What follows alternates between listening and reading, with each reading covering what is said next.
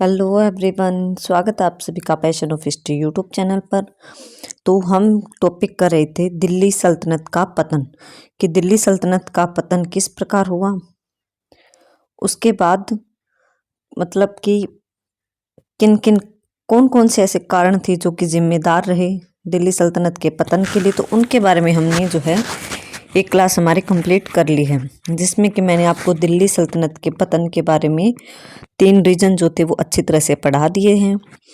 और आज हम जो है हमारे नेक्स्ट रीजन्स को करने वाले कि ऐसे और कौन कौन से कारण थे जिनके कारण इतनी बड़ी सल्तनत जो कि इतने सालों तक चली उसका पतन हो गया। तो दिल्ली सल्तनत का टाइम पीरियड सबसे पहले मैंने आपको कल भी बताया था कि दिल्ली सल्तनत का नाम सुनते सबसे पहले हमें इसका टाइम पीरियड याद होना चाहिए कि ये 1206 से शुरू होकर 1526 ईस्वी तक चली थी। 1526 में बाबर ने इस सल्तनत को ख़त्म करके यहाँ पर भारत में मुगल वंश की स्थापना कर दी। ओके, तो इसमें मैंने आपको 3 पॉइंट कर दिए थे कि पतन के कारणों में सबसे पहले कारण हमने देखा था कि इनका निरंकुश राजतंत्र, की दिल्ली सल्तनत में जो सुल्तान या फिर राजा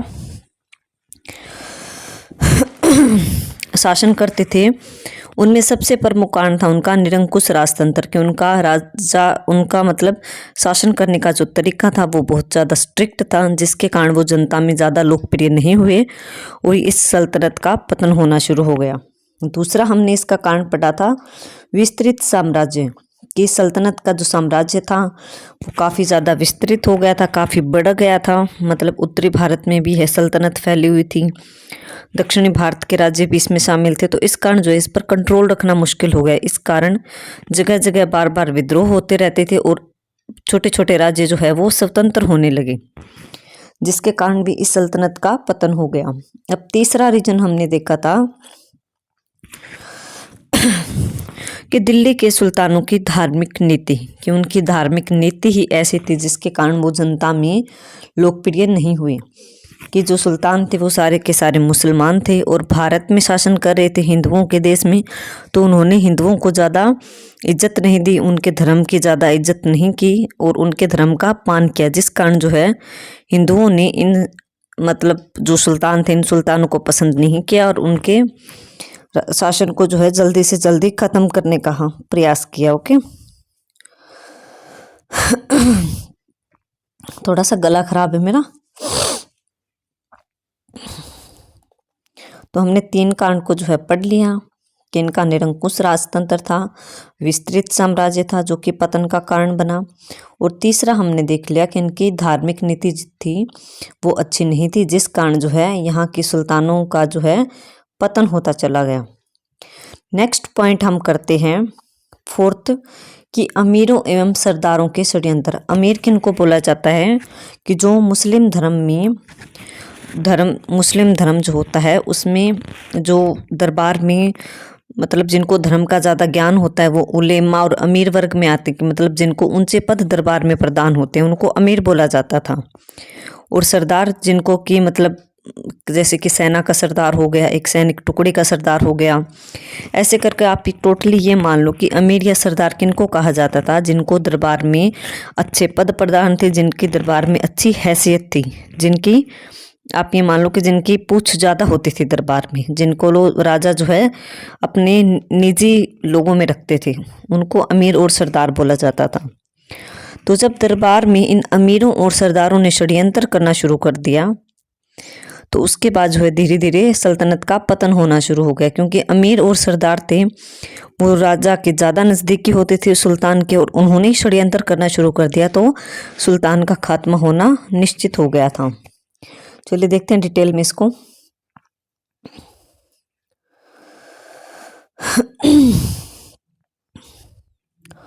कि दरबार में होने वाले अमीरों और सरदारों के षड्यंत्रों ने भी दिल्ली सल्तनत के पतन में महत्वपूर्ण भूमिका निभाई। इल्तुतमिश कौन था? सबसे पहला जो हमारा वंश था गुलाम वंश या दास वंश, उसका शासक था। शासक इल्तुतमिश ने प्रशासन को सही प्रकार से चलाने के लिए 40 सरदारों का गठन किया। मतलब कि एक क्वेश्चन आता है फैक्ट के तौर पर कि 40 दल का गठन किसने किया या फिर 40 सरदारों का गठन किसने किया, तो इल्तुतमिश ने। अब ये 40 सरदार क्या थे? कि इल्तुतमिश ने जो है 40 ऐसे सरदारों का गठन किया, चुन चुन कर 40 ऐसे लोगों को इकट्ठा किया, 40 ऐसे सरदारों को इकट्ठा किया जिनका एक टुकड़ी बना दी गई। और जो है इल्तुतमिश जो इनसे सलाह लेता था, और इनके पास, इन 40 सरदारों के पास अच्छी खासी पावर भी थी इनको दरबार में, ठीक है। तो इसका गठन किया था इल्तुतमिश ने कि इल्तुतमिश की मृत्यु के बाद चालीसा के सदस्यों, चालीसा मतलब इन 40 सरदारों के जो सदस्य थे वो ज़्यादा शक्तिशाली हो गए।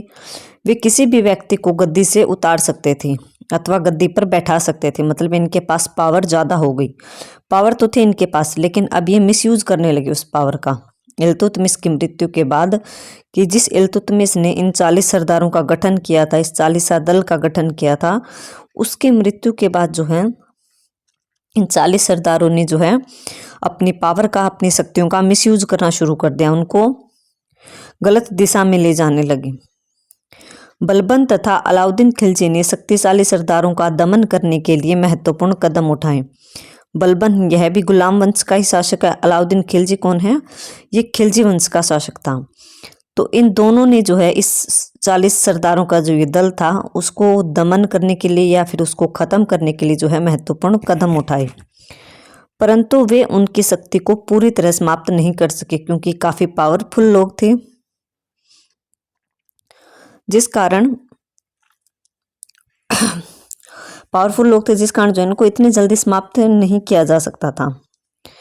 परिणाम स्वरूप अमीर तथा सरदार जो थे वो अक्सर दरबारी षड्यंत्रों में लीन रहते थे, मतलब कि ये रिश्वत भी लेते थे। अगर कोई पैसा देकर इनसे अपना काम निकलवाना चाहता था तो ये वो भी कर देते थे। तो इस कारण जो है दरबार में जो है ज़्यादा से ज़्यादा षड्यंत्र रहने लगे।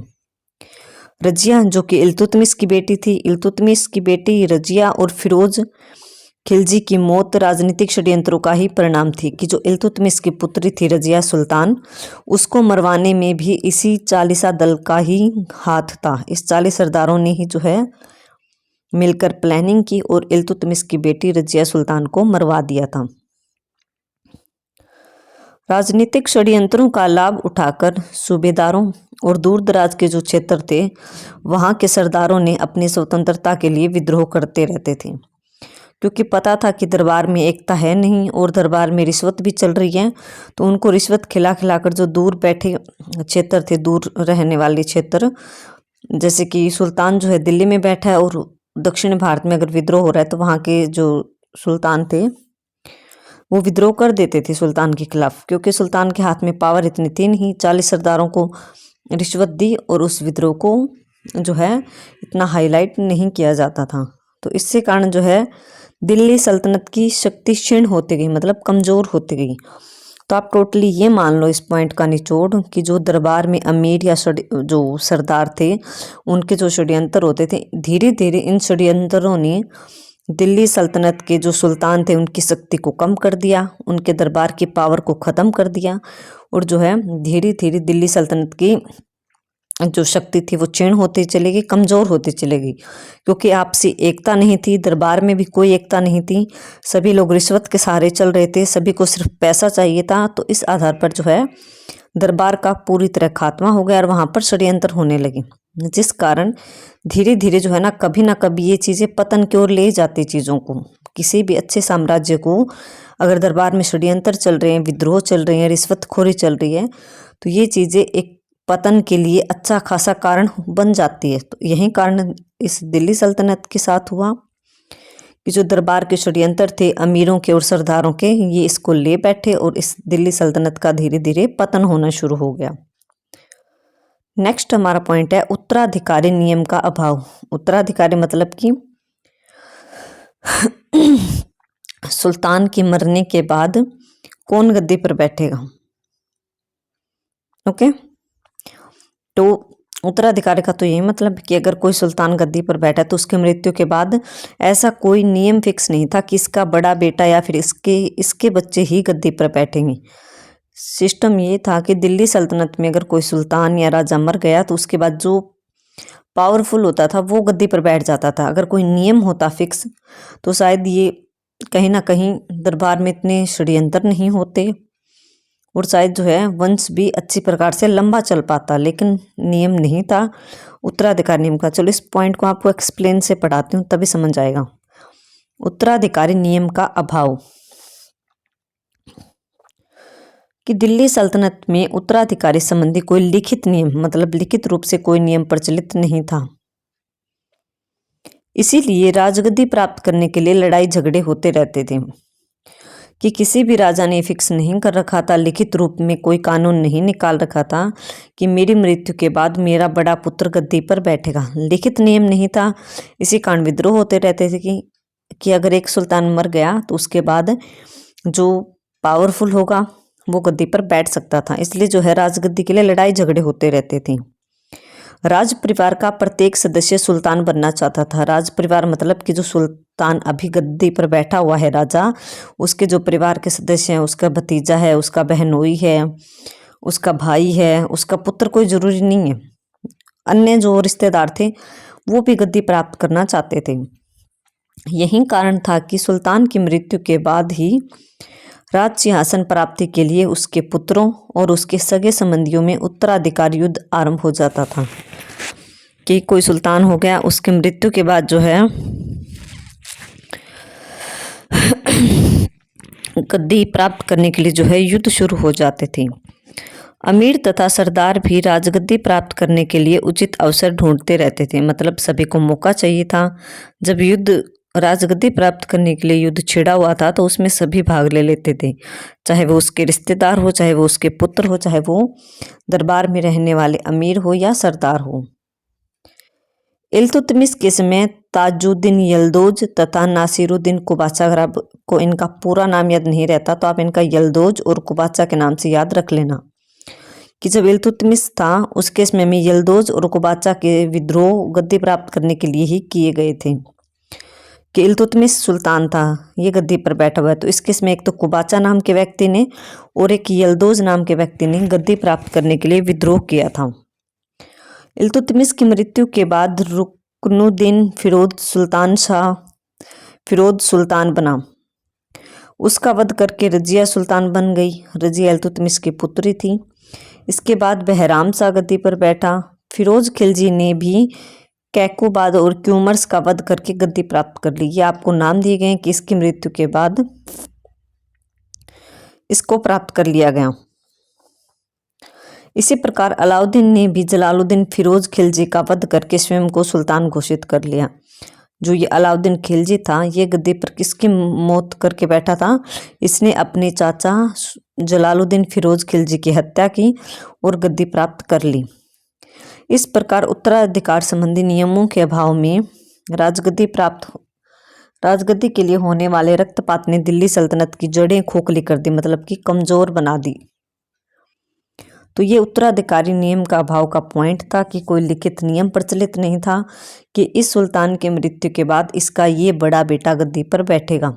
लिखित में कानून नहीं था, इसलिए जो है सुल्तान की मृत्यु के बाद उसके रिश्तेदारों में और उसके दरबार में रहने वाले अमीर थे, सरदार थे, सभी जो है राजगद्दी प्राप्त करने के लिए आपस में युद्ध करने लगते थे।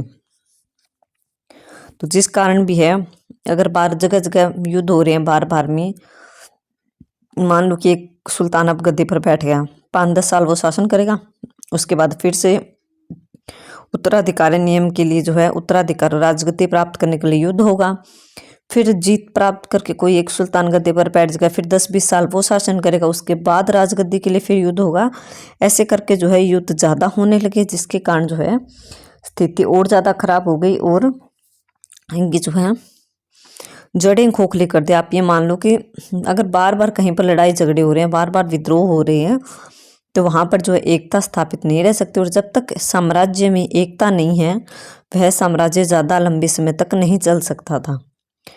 दिल्ली सल्तनत के पतन के कारणों में एक ये कारण भी बहुत इम्पोर्टेंट है कि उत्तराधिकारी नियम का अभाव था इस सल्तनत में, कि कोई फिक्स नियम नहीं था कि इसकी मृत्यु के बाद इसका ये बड़ा बेटा ही गद्दी पर बैठेगा। नहीं, मृत्यु के बाद जो है युद्ध होने शुरू हो जाते थे राजगद्दी प्राप्त करने के लिए। नेक्स्ट पॉइंट हमारा है सैनिक दोष, मिलिट्री वीकनेस। कि सैनिकों में भी दोष था, सेना भी अच्छी नहीं थी, जिस कारण जो इतने बड़े साम्राज्य को कंट्रोल रखना मुश्किल हो गया था।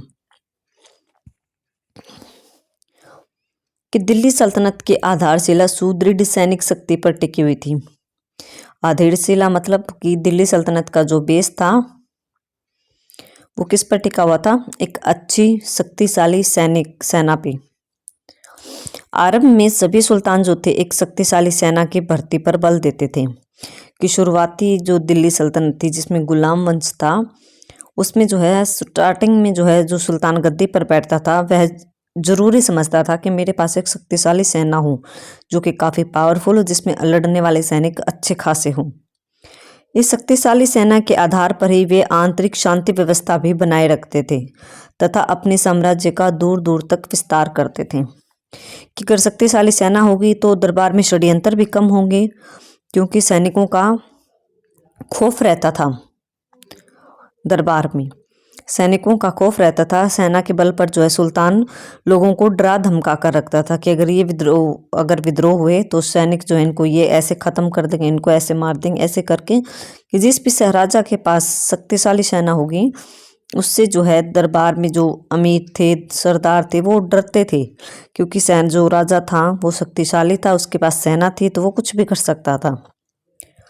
इसीलिए जो उस समय आंतरिक शांति भी बनी रहती थी, शक्तिशाली सेना होती थी तब। और साम्राज्य का विस्तार भी दूर दूर तक होता था, क्योंकि सेना के बल पर जो है कई राज्यों को जीत लेता था सुल्तान। बलबन और अलाउद्दीन खिलजी जैसे शासकों ने अपनी सेना को सशक्त मतलब मजबूत बनाने के लिए अनेक कार्य किए, परंतु मोहम्मद बिन तुगलक के विजय अभियानों और फिरोज तुगलक की जागीरदारी प्रथा से दिल्ली सल्तनत की सैनिक शक्ति को भारी धक्का लगा। कि एक तो ये मोहम्मद बिन तुगलक है, तुगलक वंश का शासक, इसने इतने विजय अभियान किए कि इसने जो है सेना को लगभग समाप्ति कर दिया। अच्छे अच्छे सैनिकों को जो है इन युद्धों में मारे गए, वो अच्छे अच्छे सैनिक। इसके कारण जो इसकी जो अच्छी सेना थी वो खत्म होती चली गई धीरे धीरे। और एक था फिरोज तुगलक, इसने भी ऐसी ऐसी योजनाएं चलाई, नई नई योजनाएं निकालता रहता था दरबार में कि अब से ये नियम जो राज्य में लागू होगा, अब से ये प्रथा चलेगी राज्य में। तो ऐसे करके इसने भी जो है सैनिक शक्ति को काफी नुकसान पहुंचाया था अपने समय में। जागीरदारों के सैनिक जो थे वो सुल्तान के लिए न लड़कर अपने स्वामी के लिए लड़ते थे। जागीरदारी प्रथा वैसे तो ये काफी डिटेल्ड है टॉपिक।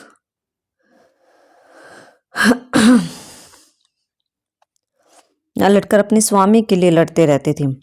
युद्धों के समय एक साथ अनेक जागीरदारों से सेनाएं मंगवाई जाती थीं, जिससे सेना में एकता नहीं बन पाती थी। परिणाम स्वरूप बड़ी से बड़ी सेनाएं भी न तो नए प्रदेश जीत पाती थी और न ही विद्रोहों को दबा पाती थी। इस प्रकार की सैनिक दुर्बलता दिल्ली सल्तनत के पतन का मुख्य कारण बनी।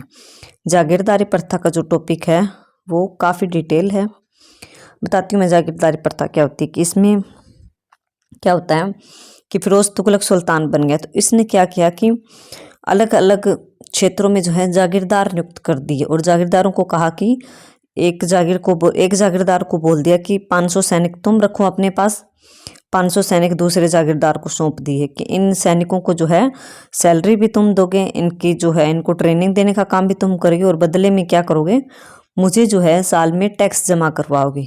मतलब इसका नतीजा क्या निकला कि जो सुल्तान होता था उसके खुद के पास सेना नहीं होती थी, बल्कि जागीरदारों सामंतों के पास सेना होती थी। तो सुल्तान ने क्या बोल दिया कि जब मुझे सेना की ज़रूरत होगी तब मैं जागीरदारों को बोल दूंगा कि 500 सैनिक तुम्हारे पास है, 200 सैनिक तुम भेज दो, 300-400 सैनिक दूसरे जागीरदार से मंगवा ले। ऐसे करके जो है युद्ध के समय सेना को इकट्ठा किया जाता था।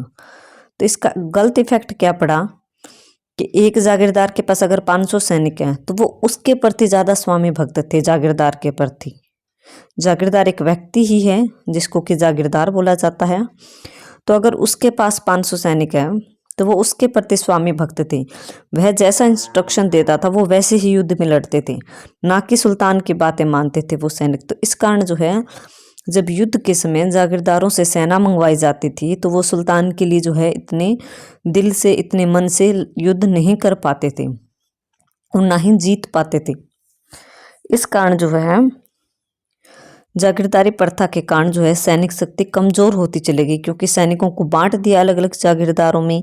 सुल्तान के स्वयं के पास एक बड़ी शक्तिशाली सेना बची नहीं और जो जागीरदारों के सैनिक थे वो इतने ज़्यादा अच्छी तरह से युद्ध नहीं कर पाते थे और ना ही वो इतनी स्वामी भक्ति से ईमानदारी से सुल्तान के लिए युद्ध में लड़ते थे। तो इस कारण जो है सैनिक शक्ति कमज़ोर होती चली गई और सैनिकों में दोष आने के कारण जो है सुल्तान की शक्ति भी धीरे धीरे समाप्त होने लगी, क्योंकि एक शक्तिशाली सुल्तान या एक शक्तिशाली राजा बनने के लिए सबसे ज़्यादा ज़रूरी है कि उसके पास एक पावरफुल सेना हो जिसके बल पर वो युद्धों को जीत सके, दूसरे साम्राज्यों पर जीत प्राप्त कर सके। तो जब शक्तिशाली सेना खत्म हो गई तो धीरे धीरे दिल्ली सल्तनत का पतन होना भी शुरू हो गया। नेक्स्ट पॉइंट है जागीरदारी प्रथा। ये आ ही गया इसमें। तो ये किसने स्टार्ट की थी? ये फिरोज शाह तुगलक ने जागीरदारी प्रथा को शुरू किया था। कि जागीरदारी प्रथा भी दिल्ली सल्तनत के पतन का मुख्य कारण बनी। सुल्तान जो था वो उच्च अधिकारियों को नगद वेतन देने की बजाय जागीर प्रदान करता था। मान लीजिए कि सुल्तान के दरबार में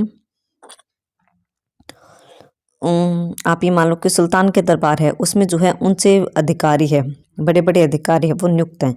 तो जब बड़े अधिकारी को सैलरी देने का टाइम आता था तो सुल्तान ने क्या सिस्टम चला दिया, सुल्तान यहाँ पर, मैं अगर बार बार सुल्तान बोल रही तो इसका अर्थ है यहाँ पर राजा, तो सुल्तान ने ये सिस्टम चला दिया कि उनको सैलरी देने की बजाय जागीर, जागीर मतलब भूमि का टुकड़ा, मतलब ये मान लो कि एक बड़ा अधिकारी है दरबार में, उसको मुझे आज सैलरी देनी, तो मैंने क्या किया कि उसको सैलरी देने के बजाय मैंने ये बोल दिया कि पास वाला जो गांव है वहाँ की जितनी भी जागीर है, वहाँ की जितनी भी भूमि है, उसका जितना भी साल में टैक्स आएगा वो टैक्स तुम रख लेना, वहीं तुम्हारी सैलरी होगी। तो इस तरह जो है जागीरें प्रदान करनी शुरू कर दी ऊंचे अधिकारियों को।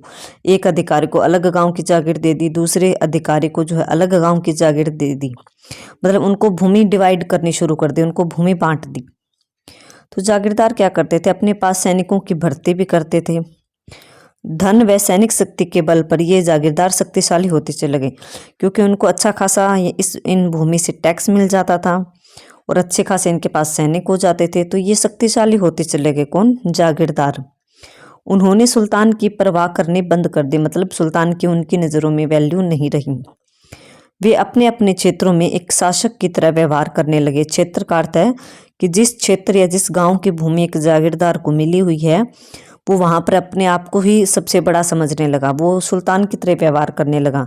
वहीं सैनिकों को ऑर्डर देता था, वहीं पर वह ही उस गांव या उस क्षेत्र से कितना टैक्स लेना है, वहाँ पर कौन सी फसल उगानी है, कहाँ पर कितनी सिंचाई के साधन उपलब्ध कराने, सारा का सारा जो निर्णय था वो कौन लेने लगा? उस क्षेत्र का एक जागीरदार। तो इस तरह से जो है वो जागीरदार अपने क्षेत्र में शक्तिशाली होता चला गया और वह सुल्तान की तरह व्यवहार करने लगा। वह समझने लगा कि मैं ही यहाँ पर सबसे ज़्यादा पावरफुल हूँ, इसलिए उन्होंने सुल्तान की वैल्यू करने भी कम कर दी। मौका देखकर ये जो जागीरदार थे वे सुल्तान के विरुद्ध विद्रोह भी कर देते थे। जो शक्तिशाली होते थे वो विद्रोह भी कर देते थे और अपने आप को स्वतंत्र शासक घोषित कर देते थे।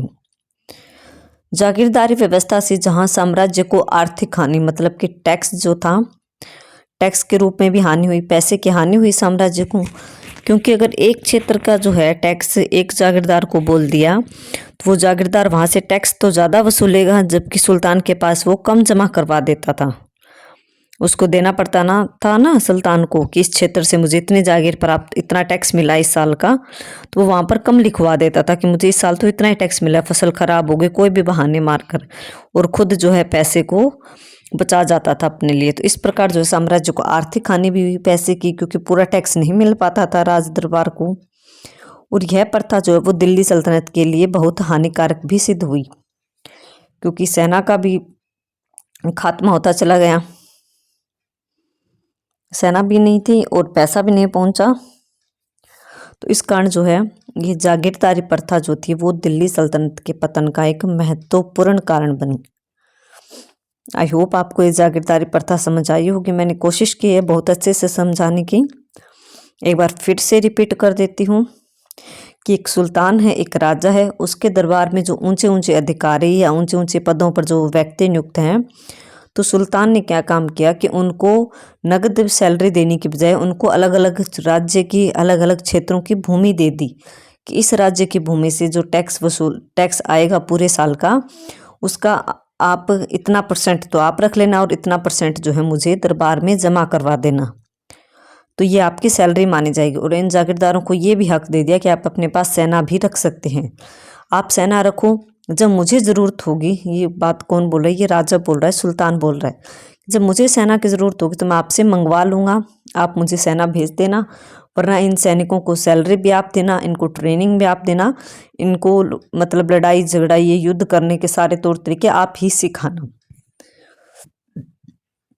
तो इसका फ़ायदा क्या हुआ? फ़ायदा तो हुआ सबसे ज़्यादा एक तरफ से देखें तो सुल्तान को, कि सुल्तान को झंझट नहीं रहा नगद सैलरी देने का, टैक्स वसूलने का और सैनिकों की देखभाल करने का, इनका झंझट नहीं रहा। और सबसे बड़ा नुकसान क्या हुआ सुल्तान को? नुकसान ये हुआ कि जो सैनिक होते थे वो उस जागीरदार के ही प्रति स्वामी भक्त होते थे, वो युद्ध में अच्छी प्रकार से नहीं लड़ पाते थे। और दूसरी तरफ हानि हुई पैसे की कि उस राज्य से जितना टैक्स आता था उसका जो है कम ही जमा करवाते थे दरबार में। कौन? ये जागीरदार पूरा टैक्स जमा नहीं करवाते थे, जिस कारण जो है राज्य को, दरबार को हानि होने लगी सुल्तान को, कि पूरा टैक्स नहीं आ रहा है, वहाँ से इतना ही राजस्व आया इस साल का, तो इससे पैसे की हानि होने लगी। तीसरा क्या हुआ इसमें? तीसरा ये हुआ कि जो जागीरदार थे ये अपने आप को शक्तिशाली समझने लगे, ये सुल्तान से भी ऊपर समझने लगे अपने आप को। और ये कई बार जो है सुल्तान के विरुद्ध विद्रोह भी कर देते थे, क्योंकि इनके पास सेना भी थी, इनके पास टैक्स भी था, वसूला हुआ पैसा भी होता था, धन भी काफ़ी था और सेना भी थी। तो इसके बल पर जो है ये कई बार विद्रोह कर देते थे सुल्तान के खिलाफ। तो जागीरदारी प्रथा का टोटली देखें हम तो नुकसान ज़्यादा हुए थे और फायदे कम। इस कारण जो है इस प्रथा ने जो है कहीं ना कहीं दिल्ली सल्तनत को पतन के द्वार पर लाकर खड़ा कर दिया। धीरे धीरे पतन होना शुरू हो गया।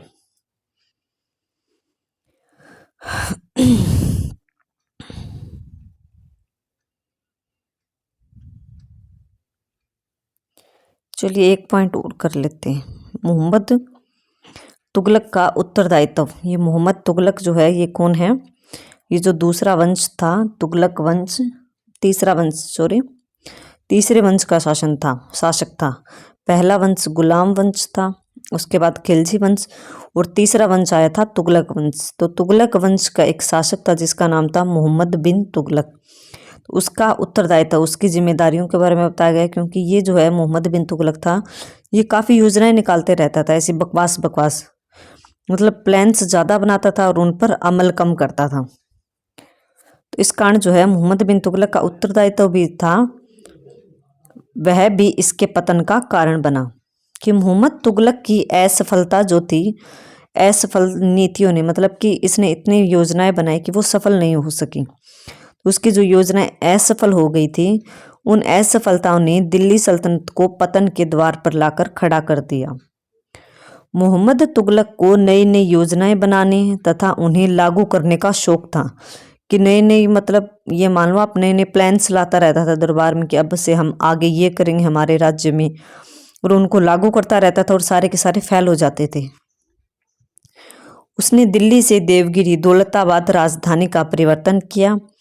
तत्पश्चात मतलब बाद में दोआब में कर वृद्धि की। जब उसकी दोनों योजनाएं असफल हो गई तो उसने खजाने को भरने के लिए, मतलब पैसा इकट्ठा करने के लिए सांकेतिक मुद्रा, मतलब कि नकली मुद्राएं भी चलाए, नकली पैसे भी चलाए दरबार में, राज्य में प्रचलन करने का निर्णय लिया। परंतु उसने सांकेतिक मुद्रा पर नियंत्रण स्थापित नहीं किया। जब लोगों ने अपने घरों में नकली सिक्के बनाने आरंभ कर दिए तो सुल्तान ने अपनी यह योजना वापस ले ली। कि पहले तो योजना चला दी कि सांकेतिक मुद्रा दरबार में हम चलाएंगे राज्य में, जब घर घर में नकली सिक्के बनने लगे तो उसके बाद जो है इस योजना को ख़त्म कर दिया कि आज के बाद जो है सांकेतिक मुद्रा हमारे राज्य में नहीं चलाई जाएगी। इसके बाद इसने कई विजय अभियान भेजे जिसमें उसे बुरी तरह से असफलता हाथ लगी, मतलब बुरी तरह से वो हार गया इन विजय अभियानों में। मोहम्मद तुगलक की इन योजनाओं से जहाँ साम्राज्य में अव्यवस्था फैली, वहीं आर्थिक हानि भी हुई पैसे की, क्योंकि नई नई योजनाएं निकालता रहता था, उन योजनाओं को लागू करने के लिए उन पर खर्चा लगता था और वो फिर बाद में असफल हो जाती थी, फेल हो जाती थी, जिस कारण जो है पैसे की भी काफ़ी हानि हुई। हजारों की संख्या में लोग मृत्यु के शिकार हो गए।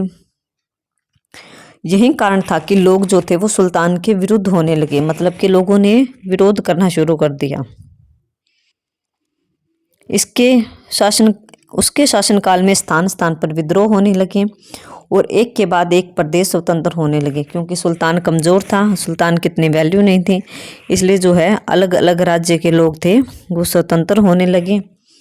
कुछ इतिहासकारों का मानना है कि उसकी असफल योजनाएं जो उसकी जल्दबाजी एवं हठ मतलब उसकी जिद का परिणाम थी, दिल्ली सल्तनत के पतन का मुख्य कारण बनी।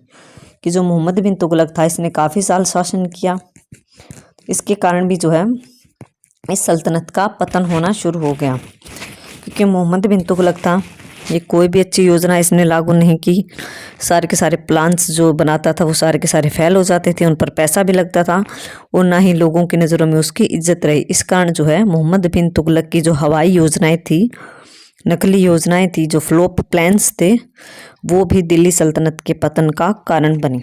तो हमारी इसके बाद जो है एक क्लास और होगी जिसमें कि जो है हमारे 3-4 पॉइंट रहते हैं, उसको हम नेक्स्ट क्लास में करेंगे। क्योंकि अगर इस क्लास में कराऊंगी तो क्लास बहुत ज़्यादा लंबी हो जाएगी और मेरा गला भी खराब है, इससे इतना ज़्यादा मेरे से बोला भी नहीं जा रहा। तो इस कारण जो है हमने अभी तक 10-11 पॉइंट कर लिए हैं, जिसमें हमने निरंकुश राजतंत्र पढ़ लिया, विस्तृत साम्राज्य पतन का कारण बना, दिल्ली के सुल्तानों की जो धार्मिक नीति थी वो भी पतन का कारण रही, और जो दरबार में अमीर व सरदार रहते थे उनके जो षड्यंत्र थे, उनके विद्रोह थे, वो भी पतन का कारण बने, और राज्य में कोई भी लिखित रूप से उत्तराधिकारी नियम नहीं था, वह भी इसके पतन का कारण बना, और सैनिक जो थे, सैनिकों में भी दोष थे, वह भी इनके पतन का कारण रही, और जागीरदारी प्रथा जो कि फिरोज शाह तुगलक ने चलाई थी, जिसमें कि जागीरें बांट दी कि सारी भूमि को डिवाइड कर दिया गया जागीरदारों में, तो वह भी पतन का कारण बना, और मोहम्मद बिन तुगलक का उत्तरदायित्व, या फिर आप यहाँ पर इस पॉइंट की हेडिंग ऐसे भी लिख सकते हो कि मोहम्मद बिन तुगलक की हवाई योजनाएं, फिर उसकी खराब योजनाएं जो है दिल्ली सल्तनत के पतन का कारण बनी। तो ये थे 8 पॉइंट हमने कर लिए हैं, 8 पॉइंट जो हमने दिल्ली सल्तनत के पतन के कर लिए हैं। 4-5 पॉइंट और रहते हैं, उनको मैं नेक्स्ट क्लास में आपको करवा दूंगी। आई होप आपको सारे पॉइंट्स जो है अच्छी तरह से क्लियर हुए होंगे। अगर फिर भी किसी भी पॉइंट में कोई डाउट रहता है तो आप मुझे कमेंट सेक्शन में कमेंट करके बता सकते हैं, आपके डाउट को दूर करने की ज़रूर कोशिश करूँगी। और हाँ, एक इम्पोर्टेंट इन्फॉर्मेशन आपको देनी थी कि मैंने अपने चैनल का जो है टेलीग्राम ग्रुप बना दिया है। टेलीग्राम ग्रुप का लिंक जो है मैंने चैनल के अबाउट सेक्शन में दे दिया है, जहाँ पर अदर लिंक दिए हुए ना, इंस्टाग्राम आईडी का लिंक है, दूसरे चैनल का भी लिंक है, उन सभी का लिंक जो है मैंने दे दिया है, टेलीग्राम का लिंक। तो वहाँ से जो आप टेलीग्राम ग्रुप को ज्वाइन कर लेना। ज्वाइन करोगे तो आपको जो भी मैं क्लासेस करवाऊंगी उनकी PDF या फिर कोई भी अगर किसी बच्चे का कोई डाउट है तो वहाँ पर वो मुझसे पूछ सकता है। ओके, तो आप ज़्यादा से ज़्यादा जो है क्लास को लाइक करें, शेयर करें और चैनल को सब्सक्राइब भी ज़रूर करें। जो हमारा टेलीग्राम ग्रुप है उस टेलीग्राम ग्रुप को ज़रूर ज्वाइन कर लें ताकि वहाँ पर आपको PDF मिल सके। Okay, thank you everyone.